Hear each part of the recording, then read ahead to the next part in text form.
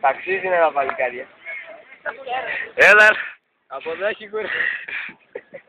Να βγούνε με 5 κεφάλια μαλάκα. Στα ίσα μαλάκα, σκέτη μόνοι σου. Είναι και Έλληνες έτσι. Ξέρω εγώ. Έλληνες είναι. Στο YouTube μαλάκα.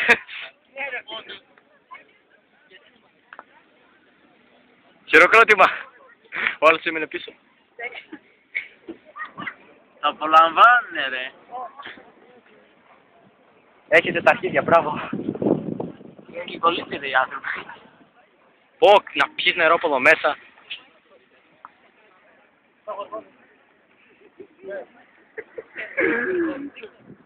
Ειδικά φίλε, άμα έπαιρνες το παπούτσι μέσα τα έπαιρνε, άμα ήμουν τέτοια.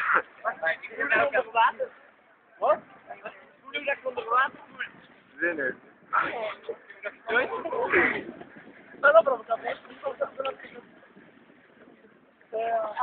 Τους βάλαν καταστήλια. Μπορεί. Έρχεται κι άλλος από πίσω. Ωραία φίλε, τώρα ψήνα να το δείξω κι εγώ. Πες μαλάκα μόνος. Εσύ μου βλέπεις, καθαρή.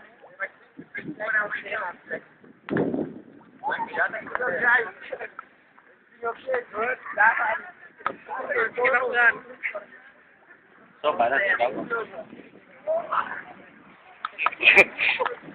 Λίγες πρόσφυγες. Τελευταίες. Παγώσανε οι άνθρωποι όμως έτσι. Και κάνεις έτσι.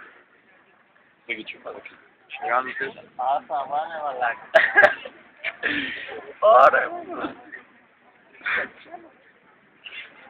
Μαλάκα.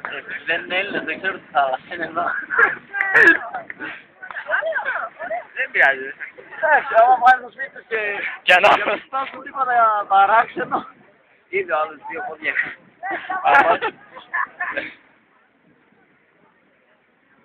Βγάζεις και τα μαλάκα. Πάνε ρε. Όχι μέσα ρε. Ω, πανάζεις μακροκούτια. Μαλάκα πάνε να φύγουν από θάλασσα.